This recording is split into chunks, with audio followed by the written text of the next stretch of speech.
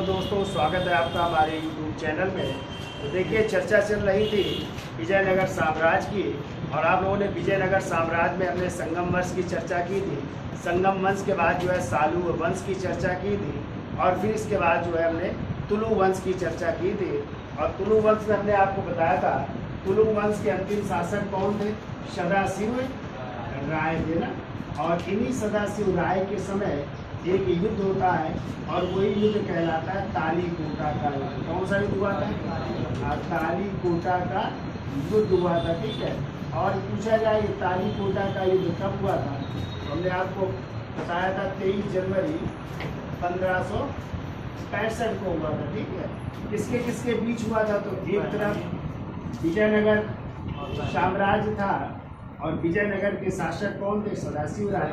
और हमने आपको बताया था वास्तविक सत्ता विजयनगर की उनके प्रधानमंत्री राम राय के हाथों में थी। राम राय और उनके दो भाइयों के हाथों में थी, ठीक है। और दूसरी तरफ एक राज था जिसका नाम था बैमनी। कौन सा राज था? बैमनी साम्राज्य था। और हमने आपको बताया था ये बैमनी साम्राज्य चूंकि 5 भागों में डिवाइड हो चुका था, तो 4 लोगों ने मिलकर के युद्ध लड़ा था। कौन से वो 4 लोग थे या 4 राज थे? एक तो था अहमदनगर, दूसरा था बीजापुर, तीसरा था गोलकुंडा, और चौथा था बीदर। इन 4 लोगों ने मिलकर के युद्ध लड़ा था।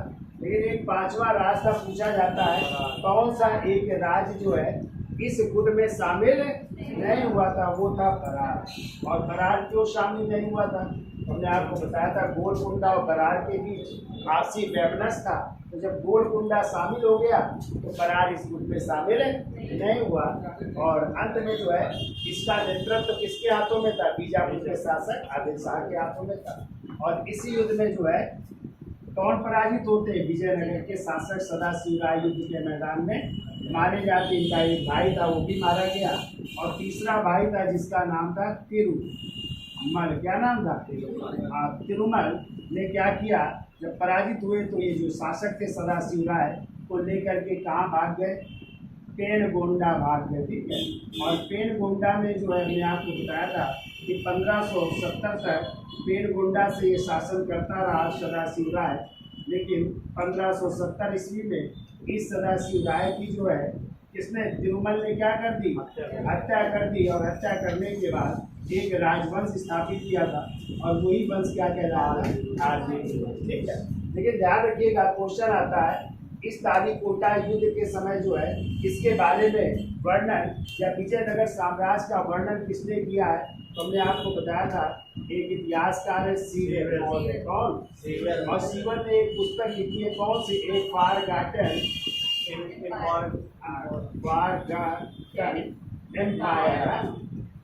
एम्पायर। इसका मतलब है एक विस्मृत साम्राज्य। ये किताब लिखी और इसमें विजय नगर का उल्लेख किया है, ठीक है। फिर एक और क्वेश्चन पूछा जाता है कि जब विजयनगर का युद्ध हुआ इसके बाद किस यात्री ने तुरंत बाद जो है विजयनगर की यात्रा की थी? तो वो था इटली का यात्री, ठीक है। और उस इटली के यात्री का नाम था सीजर। क्या नाम था? सीजर फेड्रिक नाम था, ठीक है। और कहते हैं सीजर फेड्रिक जो कब आया था?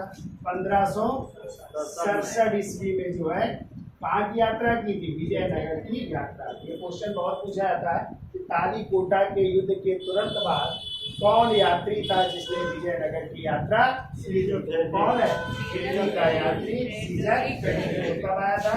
1567। और ये किताब किसने लिखी है? फॉरगॉटन एम्पायर, सीवर ने लिखी है, जिसको हिंदी में कहेंगे एक विस्मृत साम्राज्य, ठीक है। क्लियर? तो चलिए अब हम चर्चा कर लेते हैं आर्वीडू वंश की। देखिए, आर्वीडू वंश की जैसे भी हमने आपको बताया संस्थापक कौन है? तिरुमल। कौन है? तिरुमल। लेकिन तिरुमल ने क्या किया? अपने साम्राज्य को 3 भागों में डिवाइड कर दिया। यानी अपने जो है 3 पुत्र थे, और तीनों पुत्रों के बीच जो है साम्राज्य का क्या कर दिया? विभाजन किया, ठीक है। तो देखिए संस्थापक कौन है? तो संस्थापक याद रखिएगा, थोड़ा सा लिखना है, ज़्यादा नहीं लिखना है। संस्थापक है तिरुमल है। तो तिरुमल ने भी हमने बताया था किसकी हत्या कर दी थी, किसकी हत्या कर दी, सदाशिवराय की हत्या कर दी और खुद शासक बन गया। और फिर हमने इसकी राजधानी यदि पूछी जाए तो देखो राजधानी पहले क्या थी, विजयनगर या विद्यानगर थी।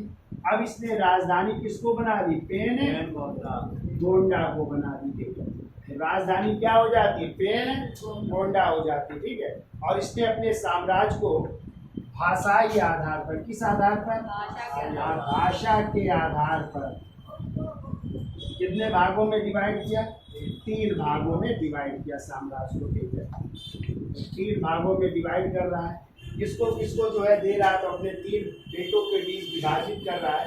तो देखो एक बेटा है श्रीरंगा प्रथम, पहला पुत्र है श्रीरंगा प्रथम है। और इसको जो है कौन सा भाग दे रहा है, तो पेन गोंडा, कौन सा दे रहा है, पेन गोंडा का अधिकारी बना रहा है। ठीक है, दूसरा बेटा है श्री राम, क्या नाम है उसका, और श्री राम को जो है उसने दिया साम्राज्य श्रीरंगपट्टनम। कौन सा साम्राज्य, श्रीरंगपट्टनम। और आगे चल करके आप लोग पढ़ेंगे यही श्रीरंगपट्टनम किसकी राजधानी होगी, मैसूर की। हैदर अली और टीपू सुल्तान का नाम सुना है, मैसूर किसकी राजधानी होगी, मैसूर की राजधानी क्या होगी, श्रीरंगपट्टनम होगी। ठीक है, और आप लोगों को हमने बताया था कि मैसूर राज का या मैसूर राज की स्थापना इसी विजयनगर के खंडहरों पर ही होती है। ठीक है, इसी का एक भाग है, किसका, विजयनगर का एक भाग होगा क्या, मैसूर। इसकी राजधानी क्या होगी, श्रीरंगपट्टनम। और देखो तीसरा जो बेटा है उसका नाम था, तीसरे बेटे का वेंकटपति द्वितीय, वेंकटपति द्वितीय। और इसको जो है चंद्रनगर की, कहाँ की, चंद्रनगर का इलाका प्रदान करता है। ठीक है, यानी तीनों बेटों के बीच जो है साम्राज्य का क्या कर दिया, बंटवारा कर दिया। ठीक है, और कहते हैं जब तिरुमल की मृत्यु हुई, अगला पॉइंट लिख लीजिएगा, तिरुमल की मृत्यु के बाद, तिरुमल की मृत्यु के बाद क्रमशः कौन कौन शासक बनते हैं, लेकिन तिरुमल की मृत्यु के बाद क्रमशः पहले बन रहा है श्रीरंगा प्रथम। कौन बन रहा है, श्रीरंगा प्रथम बन रहा है। और इसका यदि टाइम पूछा जाए, इसका टाइम है 1572 से 1585 तक है, 1572 से 1585 तक इसका टाइम है। फिर इसके बाद जो है श्रीरंगा के बाद बन रहे वेंकटपति द्वितीय, वेंकटपति द्वितीय बन रहे, और इनका टाइम है 1585 से 1612 ईस्वी, 1585 से 1612 ईस्वी। फिर इसके बाद अगला शासक बन रहा है वेंकट तृतीय। ठीक है, तीसरे नंबर में वेंकट तृतीय बन रहे हैं, और इनका टाइम है 1630 से लेकर के 1642 ईस्वी तक है, 1630 से 1642 ईस्वी तक। बीच में और शासक आते हैं, लेकिन आप वेंकट तृतीय को याद रखिएगा।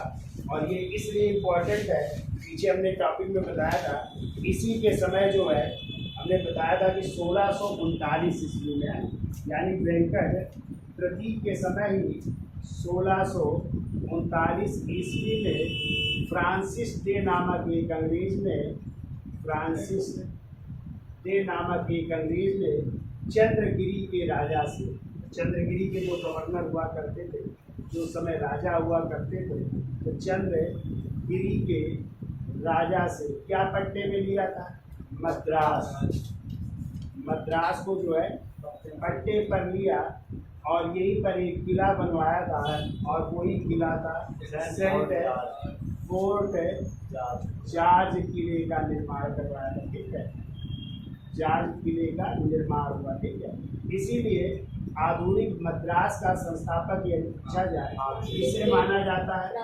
फ्रांसिस डे को माना जाता है। ठीक है, यानी आधुनिक मद्रास की स्थापना किसने की थी, फ्रांसिस डे ने की थी। ठीक है, फिर कहते हैं वेंकट तृतीय के बाद जो है उसका भतीजा श्रीरंगा तृतीय, यानी इनके बाद जो है इनका भतीजा जिसका नाम है श्रीरंगा तृतीय, श्रीरंगा तृतीय शासक बना।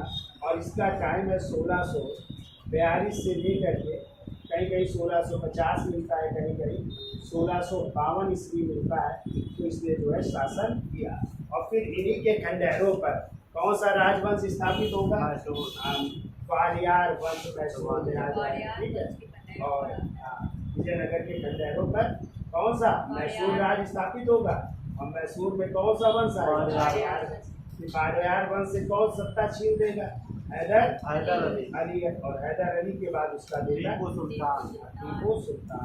ठीक है, तो आगे कहानी जब आप लोग आगे बढ़े तो यहाँ तक याद हो जाएगा। अब जो है हम चर्चा कर लेंगे विजयनगर के प्रशासन की। ठीक है, तो इसका स्क्रीनशॉट ले दो, इतना लिखो, फिर आगे चलते हैं।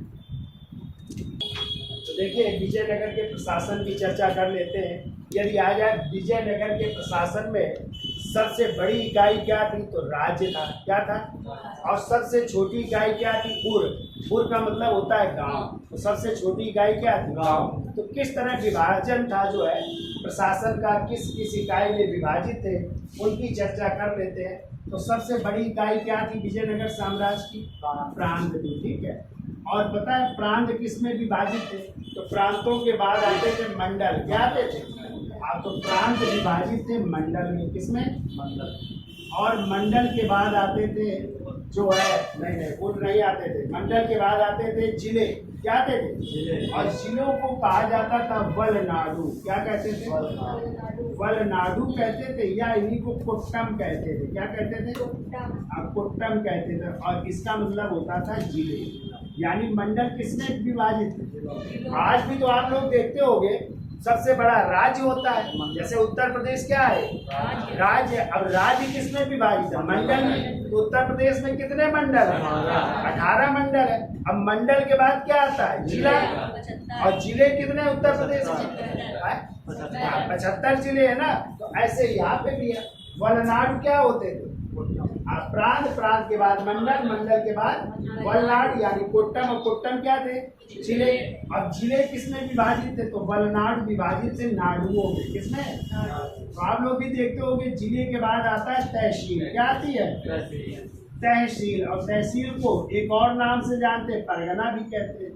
परगना माने भी क्या होती है, हाँ। तो तहसील या किसमें विभाजित थे, परगना। जिले क्या कहते थे वहाँ, नाडु कहते थे। ठीक है, अब नाडु जो है विभाजित थे, यानी जो तहसील थे, तो बड़े जो गांव होते थे, तो 50 गांव मिलकर के मेला ग्राम कहलाता था। क्या कहलाता था, हाँ। तो नाडु विभाजित थे मेला ग्राम में। किसमें, मेला ग्राम। और मेला ग्राम क्या होते थे, ये 50 गांव का समूह होता था। कितने गांव का, 50 गांव। लिखते चलिए आप लोग, 50 गांवों का समूह होता था। ठीक है, यानी मेला ग्राम में कितने गांव आते थे, 50 गांव आते थे। ठीक है, फिर इसके बाद जो है मेला ग्राम विभाजित थे कुछ गांव में, जिन्हें कहते थे स्थल। क्या कहते थे, स्थल या सीमा कहते थे। और ये होता था कुछ गांवों का समूह, यानी 5 गांव, 10 गांव, मतलब 50 गांव से नीचे गांव का समूह। तो कुछ गांवों का समूह जो है वो क्या कहलाता था, स्थल या सीमा कहलाता था। ठीक है, तो इस तरह डिवाइड था। अब ये स्थल जो है सीमा किसमें विभाजित थे, यही विभाजित थे ग्राम में। किसमें, और ग्राम को कहते थे उस समय उर कहते थे। क्या कहते थे, यानी विजयनगर साम्राज्य में गांव को क्या कहते थे, उर कहते थे। ठीक है, पूर्व पुर में विभाजित था और पुर का जो प्रमुख होता था उसे आलूपुरम कहते थे। क्या कहते थे? आप तो इसका प्रमुख लिख दीजिए, अभी पूछा गया था किसी एग्जाम में, इसका प्रमुख क्या होता था? तो आलूपुरम कहलाता था। तो इस तरह विभाजन था प्रशासन का। ठीक है, तो सबसे बड़ा प्रांत या राज्य, राज्य किसमें विभाजित थे? मंडल। मंडल को इंग्लिश में क्या कहते हैं? कमिश्नरी नहीं कहते, कमिश्नरी चेयर। मंडल किसमें? वलनाड या कोट्टम, जिसे क्या कहते हैं? जिले में। जिले किसमें? नाडु। नाडु का मतलब तहसील या परगना। नाडु किसमें? मेलाग्राम। मेलाग्राम क्या था? 50 गांव का समूह था, ठीक है। मेलाग्राम स्थल या सीमा में ये कुछ गांव का समूह था। और सबसे छोटी इकाई क्या है? पुर या ग्राम, जिसका मुखिया होता था आल, ठीक है। अब इसकी बाद हम चर्चा कर लेते हैं राजस्व व्यवस्था। तो इसका स्क्रीनशॉट ले लो, राजस्व व्यवस्था चलिए। ये राजस्व व्यवस्था, तो देखिए आज राज्य की आय का प्रमुख स्रोत क्या था? तो राज्य की आय का प्रमुख स्रोत वो एक कर था जिसको कहते थे शिष्ट। कौन सा कर था? शिष्ट नामक कर था। और ये शिष्ट लिया जाता था उपज का कितना लिया जाता था? 1/5 से 1/10 भाग लिया जाता था। कितना लिया जाता था? उपज का 1/5 से लेकर के 1/10 भाग लिया जाता था। और ये कर क्या कहलाता था? शिष्ट, ठीक है। और यदि आ जाए इस राजस्व का केंद्रीय विभाग क्या कहलाता था? तो इसका केंद्रीय जो विभाग था उसे 98 कहते थे। क्या कहते थे? तो इसके केंद्रीय विभाग को 98 कहा जाता था, ठीक है। यही जो है केंद्रीय विभाग था और यही जो है केंद्र में धन का इकट्ठा करता था या धन को जो है एकत्रित करने का कार्य इस विभाग का। तो केंद्रीय राजस्व विभाग क्या कहलाता था? 98 कहलाता था, ठीक है। अब देखो कुछ लोग ऐसे होते थे जो कर मुक्त होते थे, उनसे टैक्स नहीं लिया जाता था। जैसे आपने देखा है कौन कौन से लोग होते थे? तो ब्रह्मदेव ये होते थे ब्राह्मण। कौन होते थे? ब्राह्मण होते थे, ठीक है। और ब्राह्मण उस समय कर से मुक्त थे, इनसे टैक्स। और दूसरा होता था देवदेव। क्या होते थे? देवदेव। और देवदेव होते थे मंदिर, देवालय जो किसे कहते, ठीक है। मंदिर यानी मंदिरों से भी धन नहीं लिया जाता था, मंदिर भी टैक्स मुक्त थे, ठीक है। मंदिर होते थे देवदेव। और तीसरा होता था मठादेव। मठादेव मतलब जान रहे हो? मठापुर या मठादेव। मठापुर यानी जो मठ होते थे, यानी मठों से भी क्या नहीं लिया जाता था? टैक्स नहीं लिया जाता था। ये जो है टैक्स से मुक्त थे, तीनों लोग टैक्स से मुक्त थे। इनसे जो है टैक्स नहीं लिया जाता था, ठीक है। किनसे? ना तो ब्राह्मणों से, ना मंदिरों से और ना मठों से टैक्स कोई भी नहीं लिया जाता था, ठीक है। अब देखो उस समय शादियां होती थी, तो शादियों से जो विवाह होते थे तो विवाह कर लिया जाता था, ठीक है। तो विवाह कर को कहते थे पंचतीर्णय। क्या कहते थे? पंचतीर्णय कहते थे, ठीक है। और पंचतीर्णय होता था विवाह कर, ठीक है। विवाह कर होता था। तो ये वर एवं वधू दोनों से पक्ष से लिया जाता था। वर एवं वधू, वधू को मतलब जानते हो? लड़की पक्ष वाले और लड़के पक्ष वाले दोनों से ये क्या लिया जाता था? टैक्स लिया जाता था, ठीक है। क्लियर? पंचतीर्णय विवाह करता, ठीक है। इसके अलावा जो है और किससे लिया जाता था? देखो कहते भिखारियों। किससे? भिखारियों से भी लिया जाता था। भिखारियों से, कामा बेस्यारियों से, जो बेस्या करती थी महिला, तो बेस्यारियों से, कामा नाइयों से भी लिया जाता था, जो बाल बाल काटते थे, ठीक है। लेकिन कृष्णदेव राय ने इनको कर मुक्त कर दिया था, लेकिन और राजाओं ने इनसे भी टैक्स लिया, ठीक है। नाई बाल काटते ना, उनसे भी, तो इनसे भी क्या लिया जाता था? इनसे टैक्स वसूला जाता था, ठीक है। टैक्स वसूला जाता था। और कहते हैं वेश्याओं से तो बहुत टैक्स मिलता था। इससे जो है जो सैनिक खर्च होता था वो इन्हीं के टैक्स से वहन किया जाता था सेना पर, ठीक है। तो ये भी टैक्स था, ठीक है। अब देखो यहाँ के यदि सिक्कों की बात हो, सिक्के कौन कौन से चलते थे? तो यहाँ का जो प्रमुख सिक्का था वो था वराह सिक्का। कौन सा था? वराह यहाँ का प्रमुख सिक्का था, ठीक है। और ये कैसा सिक्का था? स्वर्ण सिक्का था, ठीक है। लिख लेना, वराह जो है स्वर्ण सिक्का था। और ये जो है होता था लगभग जो है 52 ग्रेन का होता था। कितने ग्रेन का? 52 ग्रेन का होता था। और विदेशी यात्रियों ने इसे कई नामों से संबोधित किया है। इसे होड़ क्या कहा है?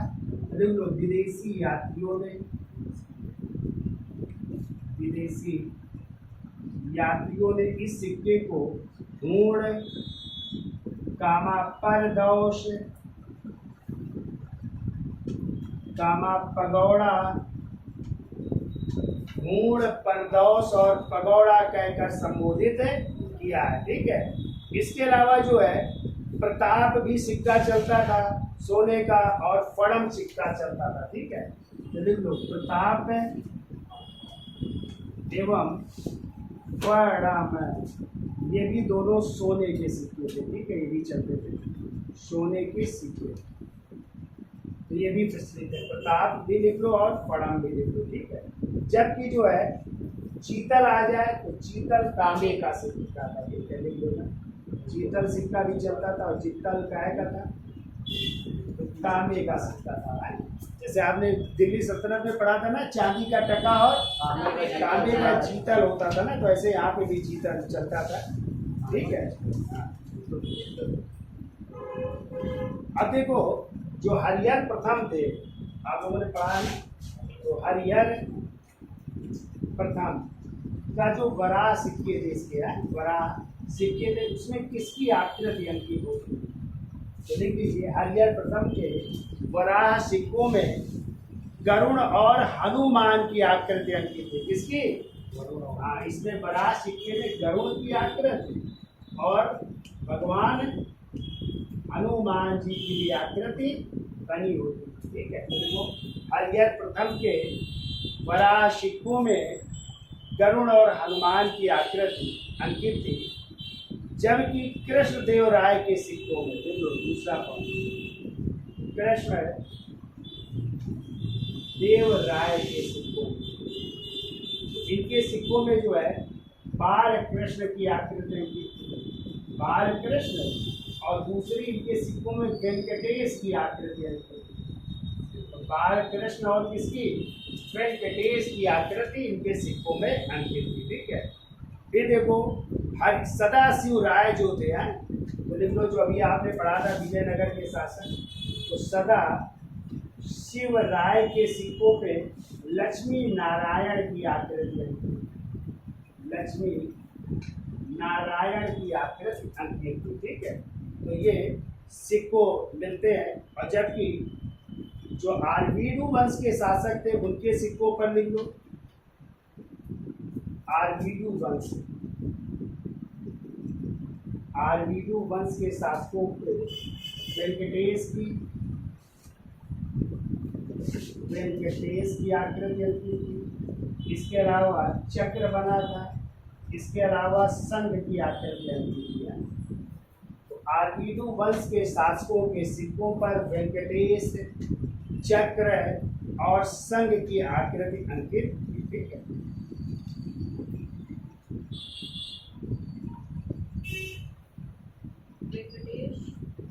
वेंकटेश, चक्र और संघ की आकृति अंकित,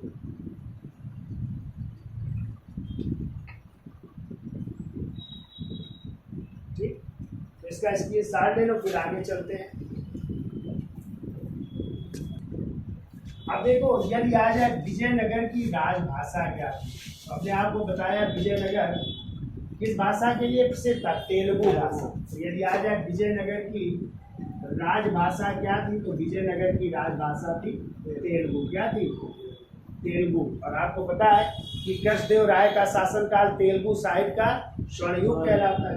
और इसी जगह यदि आ जाए बहमनी साम्राज्य की राजभाषा क्या थी, अभी आप लोग बहमनी भी पढ़ेंगे, तो बहमनी साम्राज्य की राजभाषा थी मराठी। क्या थी? ये भी याद रखिएगा, दोनों पूछे गए कि विजयनगर की राजभाषा क्या थी, तो आप क्या बताओगे? तेलुगु। और बहमनी साम्राज्य की राजभाषा क्या है? मराठी। अब देखो, यदि आ जाए विजयनगर का प्रमुख त्योहार क्या, देखो विजयनगर का प्रमुख त्योहार था रामनवमी, जिसे कहते हैं महानवमी। क्या कहते हैं? महानवमी या नवरात्रि भी कह सकते हो आप लोग, या इसी को रामनवमी भी कह सकते हो। तो ये यहाँ का जो है प्रमुख क्या था? त्योहार हुआ करता था। ठीक है, क्या हुआ करता था? यहाँ का प्रमुख त्योहार हुआ करता था। ठीक है, और मनोरंजन के लिए क्या साधन थे? तो मनोरंजन लिख लो। मनोरंजन के लिए यहाँ पे प्रमुख जो गान था वो था यक्षगान। क्या था?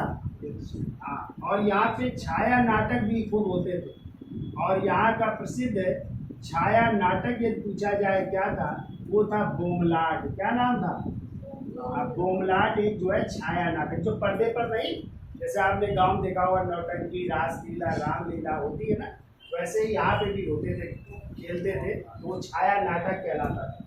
और क्या था छाया नाटक?